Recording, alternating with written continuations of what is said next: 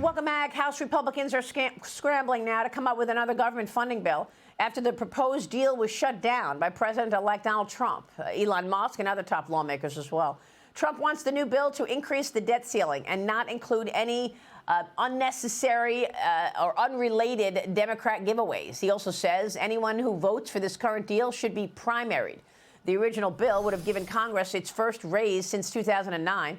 It would allow them to opt out of the Affordable Care Act. It also included a provision allowing Congress to block subpoenas for House data and would have funded a State Department agency accused of censoring Americans.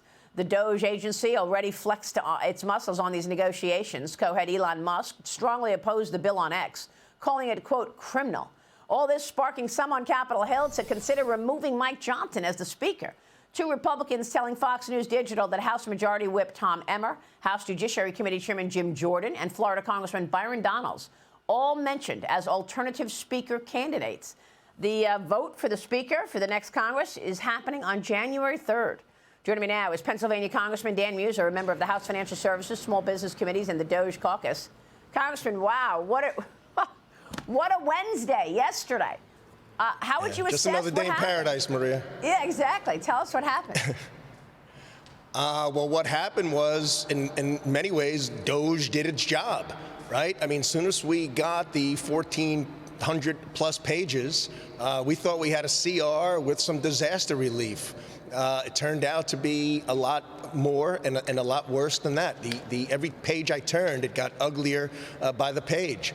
You know, even this $100 billion, for crying out loud, for disaster relief, okay, necessary, but I mean, is it all necessary? You know, when I see numbers like $100 billion, why not 98.2? I mean, it should be based upon need, not based upon a number. And you know what? DOGE swept in. DOGE did its job. Joe alerted the American people, hey, look what's going on here. And this pay raise. I mean, granted, it hasn't been one since whatever, 2009, but the optics and everything else is just totally inappropriate right now. That should be discussed with the American people. They're the ones paying us. DOGE did its job, and I'll tell you what, and the President Trump stepped in, and we'll get a clean CR with a debt ceiling, and hopefully have a Merry Christmas. Will you be able to do that, you think, by Friday at midnight? You think you're going to get something to keep this government funded? I do, because a clean CR is just essential at this point. And let's face it, that's a Biden budget, Biden-Harris budget, so that's not good either. But it's only until March 14th. But then we've got the President Trump in office, of course, working in conjunction and in an orchestrated way with the House, which, by the way, didn't happen here. That's why there's a lot of disgruntled members, you know, including myself, as to how this played out. I mean, this should have been done in a manner that was highly cooperative with the incoming House. We should have been in line completely with where they want to go. And that doesn't mean a blank check, Maria, but we know what the President Trump's agenda is, what the America First agenda is. And we do know that DOGE is there for a reason. We're going to grow, and yet we're going to reduce spending. So all these things need to be working together. There's no reason for this to have occurred. Yeah, but once again, you've got a debate underway about next year, right? I mean, look, you're talking about two different reconciliation packages, and everybody's not on board with that. You know that. House Freedom Caucus Chairman Andy Harris and Florida Senator Rick Scott sent a letter to House Speaker Mike Johnson and incoming Senate Majority Leader John Thune. They endorsed this two-step reconciliation process with 20 other lawmakers. The plan would focus on border security first. Right after the new Congress begins, get a win on the board when Trump takes office. Then a second tax policy bill would be considered later in the year. But look, you're going to extend the tax cuts all the way at the end of 25. And there's some questions about, you know, if you're going to have problems actually getting that done. And we all know what voters voted for. They wanted the border secured, and they wanted inflation out of their lives, and they wanted the tax extended. Here's Jason Smith, the chairman of House Ways and Means, followed by Utah Senator Mike Lee with me Sunday. Watch. I believe that the one package is the quickest and best approach to deliver these victories for the American people. So you say maybe there's an opportunity to do one gigantic omnibus type package and put it all in there, border, defense, energy, and taxes. And spending cuts. I believe it is the quickest approach and the best approach. Well, look, we do plan to get to the extension of the tax cuts.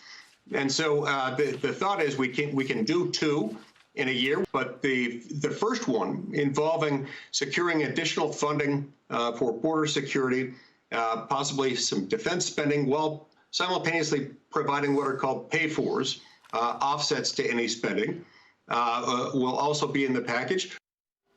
So what about that, Congressman? Can you do one gigantic package at the beginning of the year to apply all of these issues that voters want to, looked at, or do you need to do two reconciliation packages?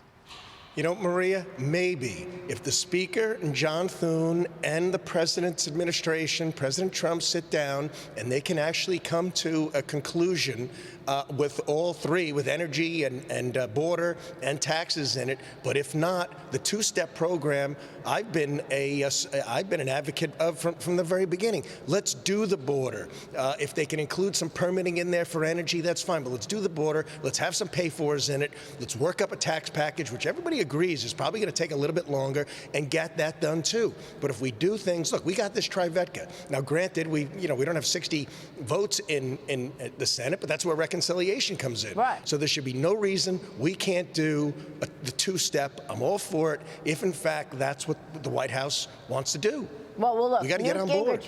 Newt Gingrich told me last week that in order to do two bills, you have to start working on that tax bill immediately after the first reconciliation package goes out. You need to get all the language written by May, and you need to have that signed into law by July 4th. Yeah. Okay? So the border bill is providing 4 years of funding for the border wall. It's hiring thousands of additional border officials. It's increasing the number of migrant holding facilities. It's imposing significant financial penalties on those living illegally in the United States. And it's eliminating migrants' ability to receive taxpayer-funded welfare benefits. Fine. But they also say that first reconciliation bill should be fully offset with real spending cuts. I mean, you couldn't get the spending cuts in the CR at the end of this year. How are you going to get the spending cuts in that border bill? And what about getting a tax bill done by July 4th? You're going to be busy. We're going to be busy. It absolutely can get done. As a matter of fact, the tax bill, as far as I know, is pretty well complete. I mean, there's some nuances that need to be covered, but for the most part, it's a continuation of the Tax Cut and Jobs Act that was done before, and so very important to small business and families and to our economy as a whole. So we do that, and we do offsets. You know, the level of spending that took place in the Biden administration is off the charts. I mean, the EPA, Department of Education, Department of Labor have been doubled. Maria, the SNAP payments, very necessary, but the SNAP payments before COVID was $62 billion. Today, they're $130 billion. They were never ratcheted back. Nothing was ratcheted back. You know, we had a COVID epidemic, and then we had a Biden epidemic, a pandemic. Now we're done with both, and now we need to move on, pro-growth, bring our government back in order, bring some efficiency, do the job with a sense of urgency. All right, we're going to be watching your work. Wow, EPA and Department of Education spending doubled. That's incredible. Congressman, it's always a pleasure. Merry Christmas to you and family, and thanks very much. Thanks, Maria. Merry Christmas to you and your family. All right, Congressman Dan Meuser in D.C. Stay with us. We'll be right back.